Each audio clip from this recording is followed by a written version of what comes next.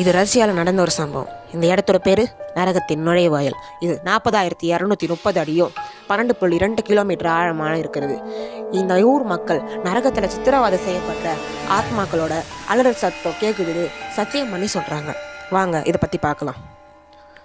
த சோவியஸ் deep whole, சோவிய Arctic வட்டம். இதை தோன்றதுக்கு 20 வருஷம் ஆச்சான். இதை 1970 தோண்ட தொடங்கினாங்க. அப்புறம் 1990 ஃபைனலாக டியூபையும் உள்ளே விட்டாங்க. அது 5.6 மைல்ஸும் 9 கிலோமீட்டர் வரை தோண்டினாங்களாம். இதுக்கு மேலேயே தோண்ட அப்போது தேவையான டெக்னாலஜி இல்லாதனால அதுக்கப்புறம் கொஞ்ச காலம் கழித்து 7.5 கிலோமீட்டரும் 4.7 மைலும் வர வேலை செஞ்சாங்க. 1.5.2 கிலோமீட்டரும் 0.9 முதல் 1.25 மைல்ஸும் அதோட வெர்டிகல் ஹோல் கிட்டத்தட்ட 200 மீட்டர் இருக்கிற அளவுக்கு தோண்டினாங்க.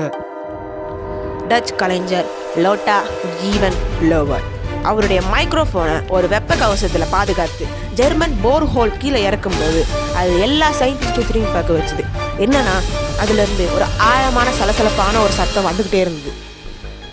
அப்புறம் கோலா சூப்பர் டியூப் போர்வெல் உடைய முறை வெப்பநிலை 180 செல்சியஸும் 356 ஃபாரன்ஹீட்டோட ரீச் ஆனபோது 1998 அந்த வேலை நிறுத்தப்பட்டது.